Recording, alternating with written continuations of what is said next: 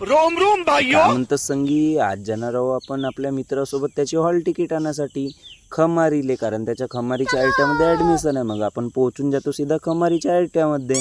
मग हा जाते हॉल तिकीट आणण्यासाठी ना. मग ह्याची वाट पाहू आम्ही पूर्ण थकून गेलो होतो.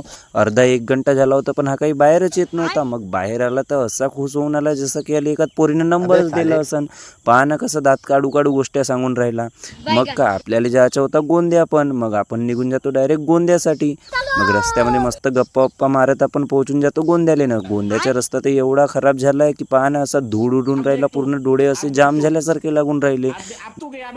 मग काय ह्या माणसाले तर एवढे काम राहतात का सांगू तुम्हाला, जसं की लागलाय प्रधानमंत्री. पहिल्या झेरॉक्स सेंटरमध्ये टाइमपास करते, मग नेते SBI बँकमध्ये. नाही मले वाटलं ह्याले काही पैसे वगैरे काढायचे असतील, पण आता मस्त लाईनीमध्ये लागला होता. मग म्हटलं ह्याले लागू दे लाईनीमध्ये. आम्ही तिघेही मित्र मग येऊन जातो इकडे मीना बाजार पाहासाठी. मग का आपण येतो सीधा मीना बाजारमध्ये. मग हे दोघेही का पाहून राहिले असं तर माहीत नाही. घेतील तर काहीच नाही बटे, नसलेच त्या दुकानदाराच्या दिमाग खाऊन राहिले. मग मी येऊन जातो इकडे थोडीशी कलाकारी दाखवाले. मस्त चाकू वगैरे पाहतो. मग थोडासा सामोर जाऊन पाहतो तर इकडे सहाला मस्त अचाराचे दुकान लागल्या होत्या. एवढ्या प्रकारचे अचार आहेत मी जिंदगीमध्ये पहिली बार पाहून राहिलो. मिरचीच्या ना, हळदच्या ना, ह्याच्या ना त्याच्या. मग काय हे मस्त आपल्या गर्लफ्रेंडसाठी गुलाबाचे फुलं घेत होते ना. माझी तर गर्लफ्रेंडच नसे म्हणून मी घेऊच कोणासाठी.